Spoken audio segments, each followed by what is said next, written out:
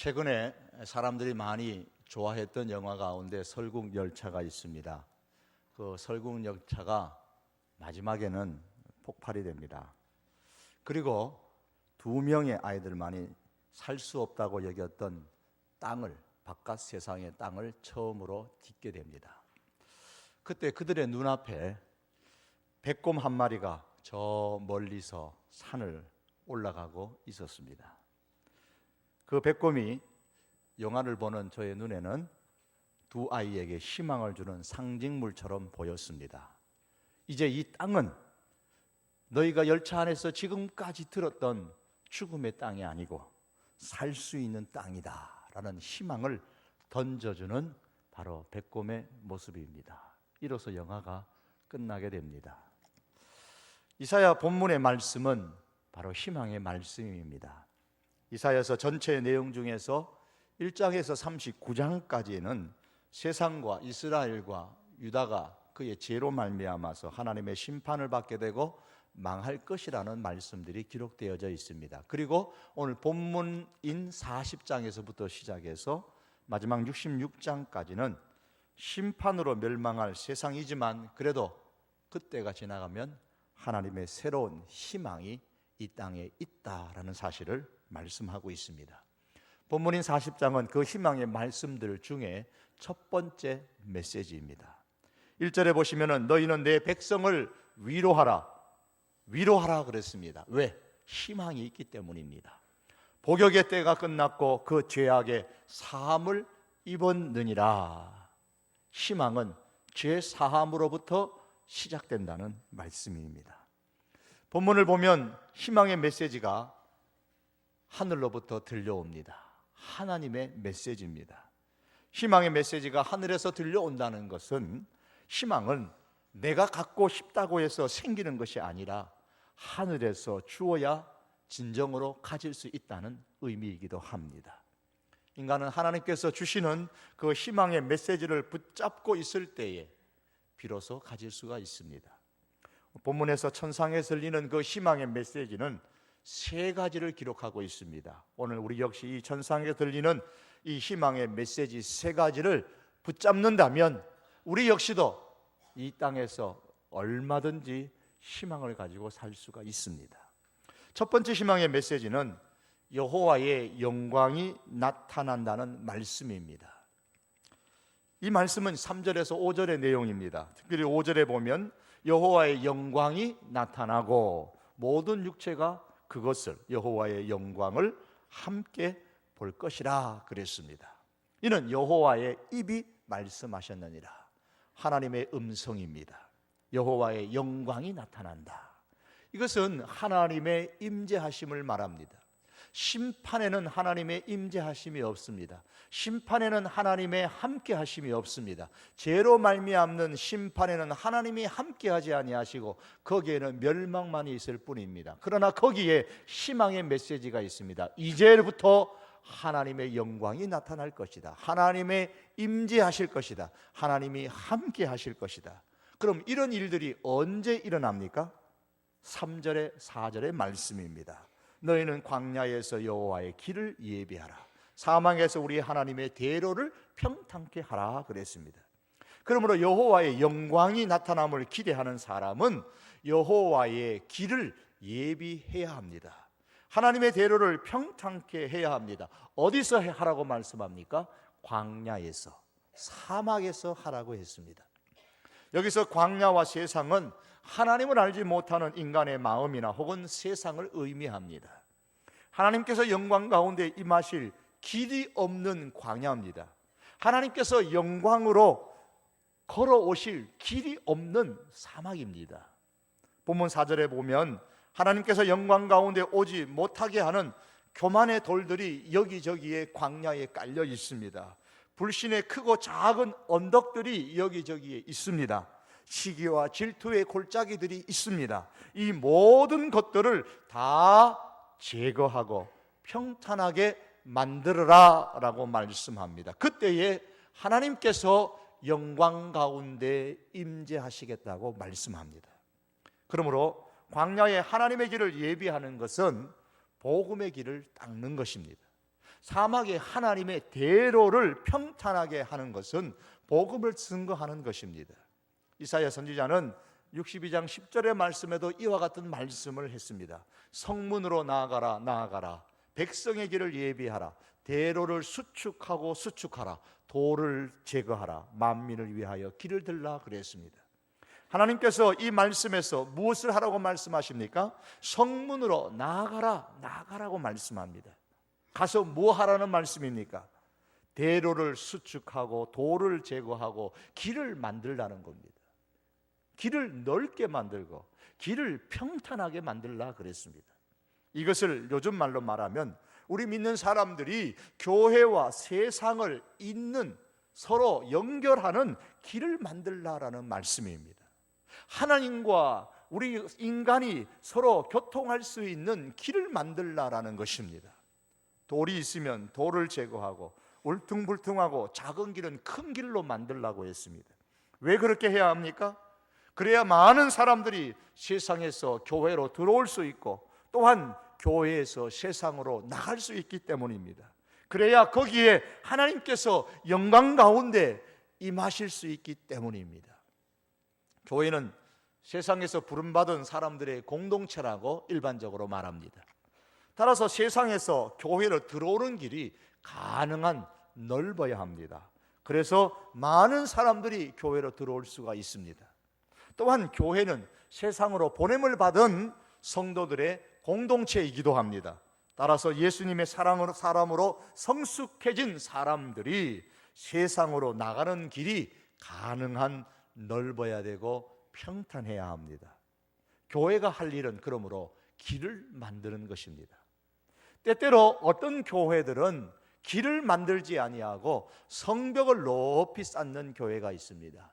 그래서 우리 교회는 아무도 들어오지 마라, 우리끼리만 있으면 좋고 우리끼리만 있으면 평안하다, 그렇게 생각을 합니다. 그러나 오히려 오늘 성경은 어떻게 하든지 성벽을 쌓지 말고 길을 만들 때 넓고 가능한 평탄하게 만들라고 말씀합니다. 길을 만들고 평탄하게 하는 작업은 크게 두 가지입니다. 하나는 섬김의 사역이고 하나는 복음을 전하는 사역입니다. 세상 가운데에서 섬김의 사역을 많이 하는 것은 길을 닦는 것입니다. 세상에 복음의 말씀을 전파하는 것은 길을 닦는 것입니다. 교회는 이 두 가지 일을 쉬지 말고 말씀에 따라 지속해야만 합니다. 섬김의 사역은 사람들의 마음에 밭을 가는 것과 같습니다. 복음의 사역은 사람들의 마음에 씨앗을 심는 것과 같습니다. 섬김의 사역과 복음 전파의 사역은 결국 사람들이 교회로 들어올 수 있는 길을 만드는 것이고 성도가 세상으로 나갈 수 있는, 그래서 나가서 섬기고 나가서 복음을 전할 수 있는 그 길을 만드는 것과 같은 것입니다. 섬김의 사역과 이 복음의 사역을 활발하게 크게 진행하는 것은 마치 큰 길을 만드는 것과 같습니다. 어떻게 하면 교회가 세상과 통하는 길을 크게 만들 수 있느냐, 대로를 만들 수 있을 것인가, 고속도로와 같이 평탄하게 만들 수 있을 것인가, 그것은 가능한 한 많은 세상을 향한 섬김과 세상을 향한 복음 전파의 사역을 활발하게 하면 되는 것입니다. 때로는 돌들이 그 앞을 가로막고 있을 때가 있습니다. 성경은 그 돌들을 제하라고 말씀합니다. 언덕이 앞을 가로막고 있습니다. 그 언덕을 깎아 낮추어서 평지로 만들라고 말씀합니다. 사랑하는 성도 여러분, 그런 의미에서 하나님은 우리 성도 교회를 향하여서 끊임없이 길을 닦는, 길을 만드는 일을 하는 교회가 되라고 오늘도 말씀하고 있습니다. 말만 하는 교회가 아닙니다. 일하는 교회, 세상과 서로 통할 수 있는 길을 만드는 그런 우리 성도 교회가 될 수 있기를 원합니다. 어떻게 했으면 좋겠다는 주문만 하는 그런 교회가 아니라 내가 그 길을 닦는데 앞장서겠다고 나서는 그런 성도 교회가 될 수 있기를 바랍니다. 근본에 새롭게 선출되는 그와 같은 일꾼들도 앞서간 일꾼들처럼 이 성도 교회와 세상의 길을 잘 만드는 그런 일꾼들이 많이 배출될 수 있기를 바랍니다. 이것이 곧 여호와의 길을 닦는 작업입니다. 여호와의 길을 평탄하게 만드는 것입니다. 우리 주변 가까이에 복음이 전파될 뿐만 아니라 세상에 이르기까지, 온 세상에 이르기까지 복음이 전파될 때에, 그리고 세상을 향해서 우리가 가진 것들을 통하여 최선의 섬김의 사역을 다 행할 때에 세상과 우리 사이에 길은 만들어지고 그 길로 통하여서 하나님의 영광은 임하실 줄로 믿습니다. 거기에 우리의 희망이 있습니다. 두 번째 들리는 희망의 메시지는 하나님의 말씀은 영원하되 인간은 풀과 같이 유한하다는 사실을 깨닫고 실천하는 것입니다. 이 말씀은 6절에서 8절의 말씀입니다. 말하는 자의 소리여 가로되 외치라 그랬습니다. 뭘 외칠 것인가? 6절 하끝의 말씀에 보면은 모든 육체, 모든 인간은 풀이요 모든 아름다움은 들의 꽃과 같다 그랬습니다. 7절 말씀에는 풀은 마르고 꽃은 시들게 되어져 있습니다. 무엇이 풀입니까? 무엇이 꽃입니까? 이 백성은 실로 풀이로다. 인간이 바로 풀입니다. 풀은 마르고 꽃은 시들지만 우리 하나님의 말씀은 영영이 설 것이라, 이렇게 8절이 말씀합니다. 그러니 어쩌라는 말입니까? 시들은 풀과 같은 그 인생을 의지하지 말고 영원한 하나님의 말씀을 붙잡고 살라는 말씀입니다. 거기에 우리의 희망이 있습니다. 우리의 영은 예수 그리스도의 보혈을 통해서 살아났습니다. 신앙은 죄를 용서함 받는 데서부터 시작되는 것입니다. 그러나 이것은 말 그대로 시작에 불과합니다. 그 다음은 살아난 영은 하나님의 말씀을 붙잡고 살아야 합니다. 태어났으면 태어난 것으로 다가 아닙니다. 그 다음에는 몸이 자라기 위하여서 음식을 먹어야 하는 것처럼 예수님의 보혈로 다시 태어난 영도 역시 영이 자라기 위하여서 말씀을 먹어야 합니다. 인간의 육체가 절실하게 음식을 요구하는 것처럼 우리의 영도 똑같이 하나님의 말씀을 간절히 요구합니다. 그러나 사람들이 그걸 사람들의 영이 느끼지를 못합니다. 왜 그렇습니까? 사람이 타락하여 하나님을 알지 못했기 때문입니다. 그러나 우리의 영이 예수 그리스도의 보혈로 말미암아 다시 살아나는 순간부터 우리의 영은 하나님의 말씀을 간절히 절실하게 요구한다는 사실을 깨닫게 됩니다. 실제로 우리의 영혼은 하나님의 말씀을 언제나 원하고 있습니다. 산길을 걷다가 맑은 물을 보면 한여름 같으면 들어가서 수영을 하고 싶고 물에 몸을 담그고 싶죠. 이제 선선한 가을이 오면은 이제 그 맑은 물에 몸은 못 담그더라도 손만이라도 깨끗이 담가보고 씻어보고 싶은 마음이 저절로 생깁니다. 이것처럼 예수 그리스도의 보혈로 용서함을 받은 모든 사람은 하나님의 말씀을 보고서 그냥 지나칠 수가 없습니다. 그 말씀에 내 자신을 깨끗하게 씻고 그 말씀을 통하여 내 자신이 성장하고 내 자신이 생명으로 풍성하게 되기를 간절히 사모하게 됩니다. 하나님의 말씀대로 살려고 할 때에 우리는 바로 하나님께서 창조하신 본래의 모습대로 살아갈 수 있는 존귀한 존재가 변할 수가 있습니다. 일부의 과학자들은 핵전쟁으로 인해서 지구에 종말이 올 것이라고 말하기도 합니다. 또한 일부의 환경학자들은 각종 지구오염으로 인해서 지구의 생태계가 파괴되고 자원은 고가될 것이라고 말을 하기도 합니다. 그러나 하나님의 영원한 능력의 말씀은, 이 하나님의 말씀이 붙잡고 있는 한 이 우주는 존속될 것입니다.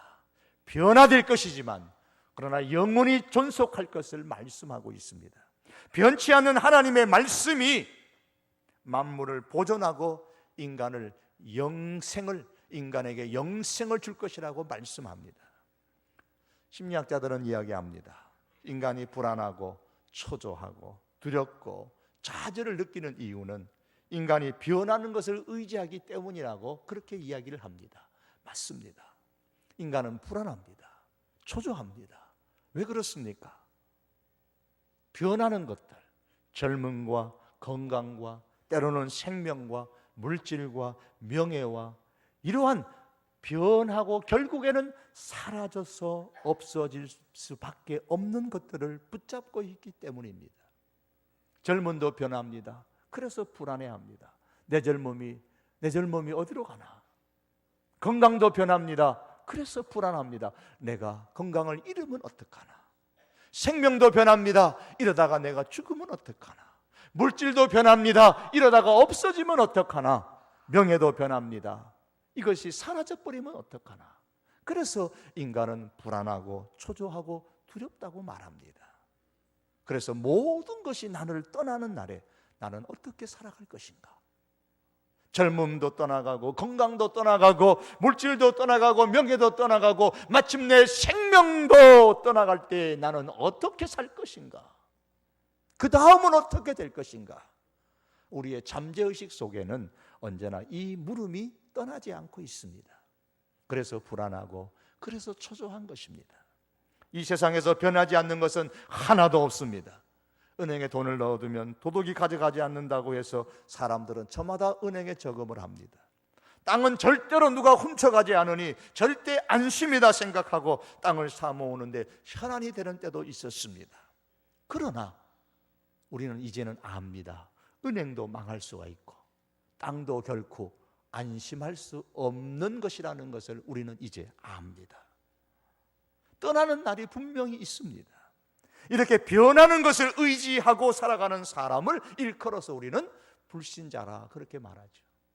그 반면에 변하지 않는 하나님의 말씀을 의지하고 붙잡고 사는 사람을 일컬어서 우리는 성도다, 신자라고 말합니다.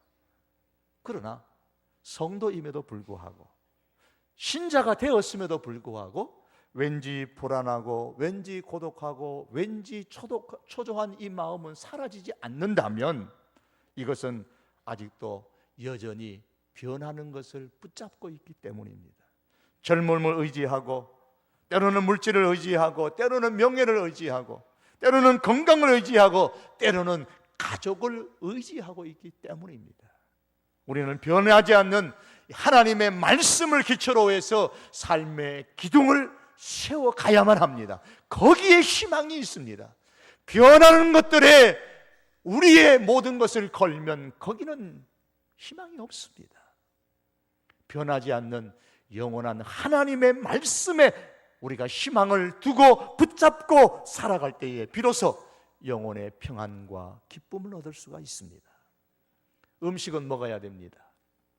지식도 우리는 받아들여야 합니다. 이것처럼 우리의 영이 하나님의 말씀에 기초를 두고 살아갈 때에 멸망이 아니라 영원한 생명을 얻을 수가 있고 우리는 희망을 가지고 살아갈 수가 있습니다. 영원한 말씀을 우리가 받아들일 때만 이 땅에서도 행복한 인간으로 승리하는 사람으로 기쁨이 넘치고 자신 있고 두려움이 없고 감사할 수 있는 그런 사람으로 우리가 살아갈 수 있습니다. 1790년에 영국의 정부에서 남양군도의 피카렌이라는 섬에 나무를 심기 위해서 사람을 100명을 보냈습니다.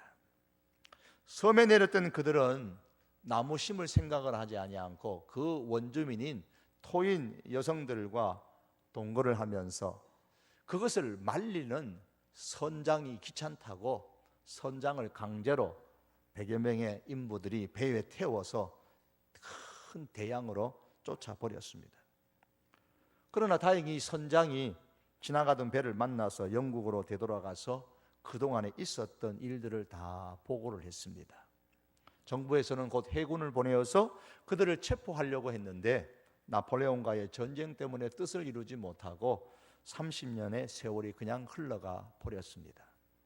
그 이후에 어떤 영국 배가 지나가다가 그 섬에 들르게 되었는데 그 섬에 가보니까 예배당이 있고 존 아담스라는 성경 교사가 있었습니다. 그래서 이게 어떻게 된 일인가 내용을 물어보니까 성경 교사인 존 아담스가 그 섬의 변화에 대하여서 이렇게 설명을 했습니다. 선장을 죽으라고 배에 태워 쫓아내버린 뒤에 이 선원들이 마음대로 놀아났다고 합니다. 그러다 보니까 자연히 싸움이 잦아지게 되고 죽는 사람도 늘어나게 되고 지도자가 없어서 사태는 점점 악화되고 진정이 안 되었습니다. 게다가 그 섬의 열대 식물의 즙으로 술을 만들어 먹기 시작한 데에는 더 엄청난 싸움이 벌어지게 되고 피비린 나는 풍기는 그러한 일들이 섬에서 벌어지게 되어졌습니다. 그러다 보니까 백인은 이제 다시 말하면 선원들은 몇 명 남지 않고 토인 여인들과 함께 호녀라들만 그 섬에 많이 남게 되어졌습니다.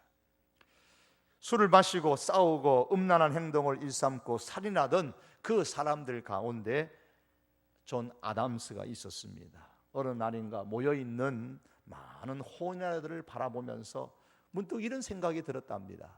쟤들도 얘들도 크면은 역시 우리처럼 되고 말겠지.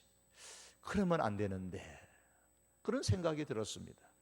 그때 그의 머릿속에 스쳐 지나가는 것이 이 선원의 배를 타기 전에 어머니가 주신 성경책이 있었습니다. 다행히 버리지 않고 간직되어 있었습니다. 그때부터 아담스가 열심히 성경을 읽기 시작했습니다. 그의 눈에서 하염없이 눈물이 흐르고 회개가 일어나고 성경 말씀을 통하여 성령님의 역사로 아담스가 변화되어졌습니다. 거듭난 이 아담스가 섬에 있는 모든 사람들에게 이제는 복음을 전하기 시작했습니다. 아이들에게 성경을 가르치기 시작했습니다. 글을 가르치기 시작했습니다. 드디어 살인과 음란이 지배했던 그 섬에 교회가 세워지게 되고 학교가 서게 되었다. 피비린내를 풍기던 섬이 복음의 진리로 말미암아서 그리스도의 향기를 풍기는 이런 섬으로 변했다라는 이야기를 전해주었습니다. 하나님의 영원한 말씀은 변화시키는 능력이 있습니다. 창세기 처음에 말씀해 보시면 천지창조의 기사가 나오는데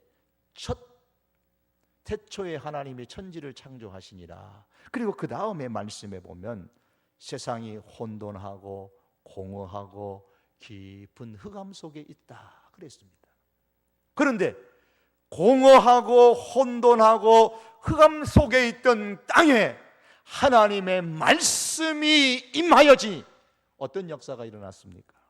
공허함은 살기 좋은 모습으로 바뀌어졌습니다. 흑암은 참된 빛의 세상으로 바뀌어졌습니다. 하나님의 말씀이 살아 능력으로 역사할 때에 세상이 놀랍게 변화된 것을 창세기 1장은 우리에게 보여주고 있습니다. 그러나 하나님의 말씀이 무시되어졌을 때에 사람은 그 좋던 에덴 동산에서 쫓겨났습니다. 하나님의 말씀이 무시되어졌을 때에 더 이상 인간의 삶은 에덴 동산의 삶이 아니었습니다. 거기에 미움이 있고 살인이 있고 온갖 음란한 행동들이 땅에 일어나기 시작했습니다. 그렇습니다. 오늘날도 하나님의 말씀이 우리의 가정에서 무시되면 우리의 가정은 더 이상 에덴 동산이 될 수가 없습니다. 하나님의 말씀이 무시되면 우리의 교회는 더 이상 아름다운 에덴 동산 같은 곳이 될 수가 없습니다. 하나님의 말씀이 무시되면 그것이 어떤 곳이든 에덴 동산처럼 될 수가 없습니다. 그러므로 사랑하는 성도 여러분, 풀과 같은 인생과 땅의 것을 우리가 붙잡지 말고 하나님의 영원한 말씀을 붙잡을 수 있기를 바랍니다. 이 영원한 하나님의 말씀은 변화시키는 능력이 있습니다. 하나님의 말씀이 살아 역사함으로써 우리들의 인생이 질서 있는 모습으로 바뀌어지고 하나님의 말씀이 역사함으로 말미암아 살기 좋은 모습으로 바뀌어지고 빛이 있는 환한 모습으로 바뀌어지는 역사가 일어났던 이 창세기의 말씀처럼 우리의 가정도 우리의 교회도 우리의 주변도 하나님의 말씀이 역사하면 이렇게 변할 수가 있습니다. 하나님의 말씀이 있는 우리의 가정들이 에덴 동산이 되고 하나님의 말씀을 붙잡고 살아가는 우리 교회가 에덴 동산과 같은 그런 교회가 될 수 있기를 축복합니다. 세 번째 들리는 천상의 메시지는 하나님의 팔이 다스릴 것이다 라는 말씀입니다. 이 팔이라는 말은 능력을 의미합니다. 이것이 9절에서 10절의 내용입니다. 그래서 어쩌라는 말입니까? 하나님의 능력에 팔이 다스릴 것이다. 그러니 9절 끝에 보면 이러기를 너희의 하나님을 보라 그랬습니다. 너희의 하나님을 보라. 심판과 멸망이 있는 세상 가운데서도 전능하신 하나님을 바라볼 때에 비로소 희망이 있다는 말씀입니다. 영화관에 가면 제가 전에 말씀드린 것처럼 영화를 보면 불을 다 끄죠. 불을 안 꺼도 앞에 스크린이 보입니다. 그런데도 불을 끄면 영화에 더 집중할 수 있습니다. 스크린에 더 집중할 수 있습니다.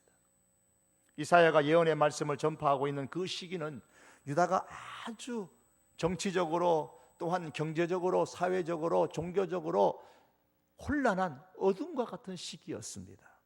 북쪽 이스라엘은 멸망을 했고 유다조차도 아수르에서 멸망당할 뻔한 큰 위기를 겪었습니다. 신앙적으로는 온 우상을 섬겨서 엉망이었습니다. 그러다 보니까 하나님의 심판이 선포된 그러한 세상이었습니다. 전반적으로 타락해서 힘을 잃었고 백성들은 정치적으로 정신적으로 혼란으로 크게 방황하고 있는 정말 어두운 시기와 같았습니다.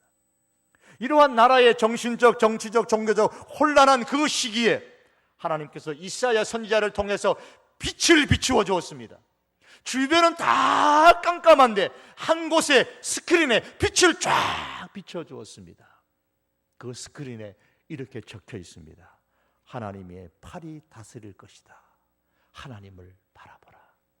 하나님께 집중하라는 것입니다. 그러면 어떤 일이 일어납니까? 11절과 같은 일들이 일어난다 그랬습니다. 11절의 말씀 보면 하나님은 선한 목자와 같아서 하나님께 집중하고 하나님을 바라보고 하나님의 능력의 팔에 다스리심을 확신하며 붙잡는 사람은 하나님의 먹이심을 경험할 것이고 하나님의 품어주심을 경험하게 될 것이고 온순히 인도하심을 경험하게 될 것이라고 말씀합니다. 사랑하는 성도 여러분, 하나님께서 그렇게 해주실 것이라는 희망의 메시지입니다. 그러므로 세상과 거기에 있는 모든 환경을 다스리시는 능력의 그 하나님을 바라볼 수 있는 하나님의 사람들이 될 수 있기를 바랍니다. 우리가 어려우면 어려울수록 환경이 힘들면 힘들수록 하나님께서 우리에게 빛을 비추어 주시면서 하나님의 능력을 바라보라고 말씀합니다. 거기에 우리의 희망이 있습니다. 하나님의 강한 팔이 세상을 다스린다는 사실을 확신하는 사람은 어려움을 당할 때에 왜 하필이면 내인가? 왜 하필이면 내가 이런 어려움을 겪는가? 그렇게 자문하지 않습니다. 그 대신에 하나님, 제가 지금 무엇을 하기를 원하십니까? 이렇게 묻습니다. 사랑하는 성도 여러분, 능력의 하나님이 우리의 희망입니다. 삶이 캄캄할수록 하나님의 능력의 팔을 바라볼 수 있기를 바랍니다. 그러면 선한 목자 같은 하나님께서 먹이시고 품어주시고 온순히 인도하시는 은총을 누릴 수가 있습니다. 이 은혜를 누릴 수 있기를 축복합니다. 말씀을 맺겠습니다. 아수르로 인해서 정말 힘들고 불신앙으로 인해서 힘들게 살아가는 시대를 향해서 하나님께서 천상의 메시지를 그들에게 전해주셨습니다. 여러분 주변에 어떤 아수르가 있습니까? 어떤 아수르가 우리의 삶을 힘들게 하고 있습니까? 하나님께서 우리에게 들려주시는 이사야 40장의 이 천상의 메시지를 통해서 음성을 통해서 희망을 가질 수 있기를 바랍니다. 여호와의 영광이 나타납니다. 그러므로 영광의 주님을 맞이할 길을 닦아 나아가는 우리들이 될 수 있기를 원합니다. 섬김과 복음으로 길을 닦아서 하나님의 임재를 경험하는 삶이 될 수 있기를 원합니다. 하나님의 말씀은 영원하지만 인간은 풀과 같이 유한합니다. 그러므로 풀과 같이 유한한 인생을 우리가 의지하지 말고 거기에 목숨 걸지 말고 영원한 하나님의 말씀에 목숨 걸고 살아갈 수 있는 우리들이 될 수 있기를 원합니다. 하나님의 팔이 다스릴 것입니다. 그러므로 깜깜할수록 우리의 삶이 어두울수록 하나님의 팔이 다스리심을 믿고 그 능력에 하나님께 집중하며 살아가는 저와 여러분의 인생이 될 수 있기를 주님의 이름으로 축복합니다. 기도하시겠습니다.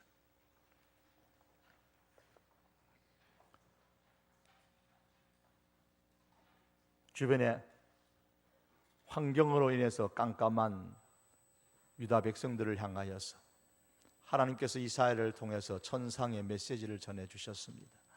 하나님, 이 말씀을 성경에 기록한 것은 유다뿐만이 아니라 오늘 우리들을 위한 하나님의 희망의 메시지인 줄 믿습니다. 아버지 하나님, 우리의 상황이 이사야 선지자 시대와 같이 어두울지라도 하나님의 영광은 분명히 그 가운데 나타난다고 하셨사오니 하나님의 길을 만드는 저희들 되게 하옵소서. 하나님, 아무리 꽃이 아름답고 풀이